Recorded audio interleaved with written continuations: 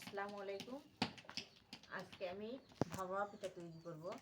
তার জন্য নিয়েছি দেখেন, প্রথমে তো আটা লাগবে, তারপর খেজুরের গুড় লাগবে, তারপরে হচ্ছে যে নারকেল লাগবে, তারপরে দুধ। এটা আমার গাভীর দুধ বাড়ির কিনা না, এটা কিন্তু আমাদের বাসার। আজকে আমি ভাপা পিঠা কেমন করে তৈরি করি সেটা আপনাদের দেখাবো। বগুড়ের লোকেরা আমরা। আমি হচ্ছে যে খেজুরের গুড়টা একটু জাল দিয়ে নেবো, এই যে কড়াইতে উঠে দিলাম। তার ভিতরে হচ্ছে আমি এই যে নারকেল দিব। এই যে নারকেল, এই নারকেলটা আমাদের গাছের, আমাদের নারকেলের গাছ আছে, সেখান থেকে নাও কুড়ে রাখছি আমি একবারে। এই নারকেলটা জাল করে নিব, তার ভিতরে আমি দুধ দিব। আমার হচ্ছে সকালকার টাটকা দুধ গাভীর। এই দুধটা দিলে খুব টেস্ট হয়। তারপর আমি এই যে খেজুরের গুড় দিয়ে দেবো। এটা খেজুরের গুড়, আমাদের এখানে খেজুরের গুড় তৈরি হয় না, এগুলো আমরা কিনে নিয়ে এসেছি। জাল হচ্ছে, এটা আমার হওয়ার ভিতরেই। আর এখানে আমার এই যে ছেলে মেয়ের জন্য দেখেন, এরা নারকেল দিয়ে ভাপা পিঠা খায় না, এরা খায় এই যে মরিচ দিয়ে ঘোড়াঘাটের খাওয়া।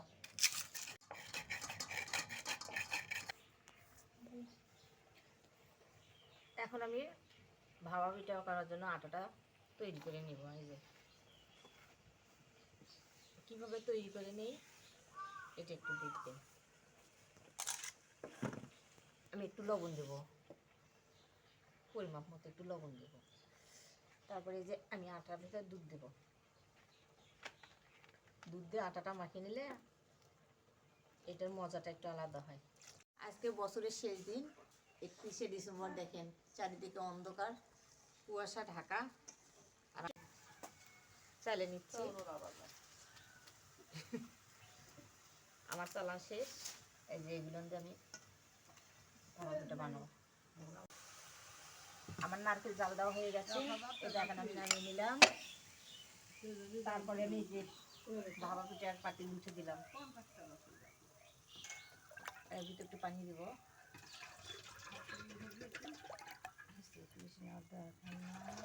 ভাপা পিঠা বানানোর জন্য এইটা একটা বাটি মাটির। এই যে এখন আমি নারকেল এর ভিতর দিয়ে দেব। এই যে দেখেন, এখন আটাটা দিয়ে দিই।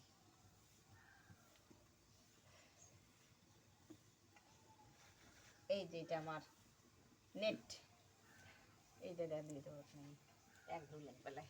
দেখো আবার ছোটো করো।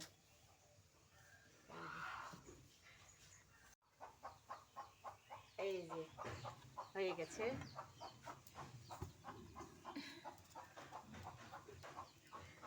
আর একটা দেবো দেখেন, আর একটা ছোট্ট।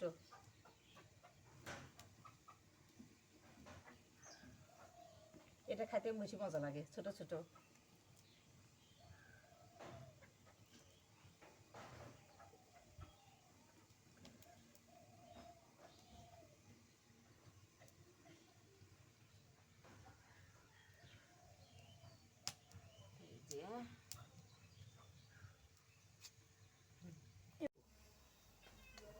ফাইনালি আমার ভাপা পিঠার লুকটা দেখেন কেমন হয়েছে। মরিচের চাটনি দিয়ে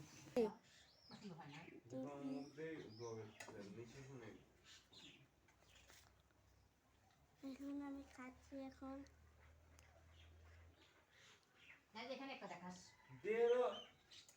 এই ধরনের টেস্ট হয়েছে, আপনারা সবাই ট্রাই করবেন ও লাইক কমেন্ট শেয়ার করে দিবেন। টাটা।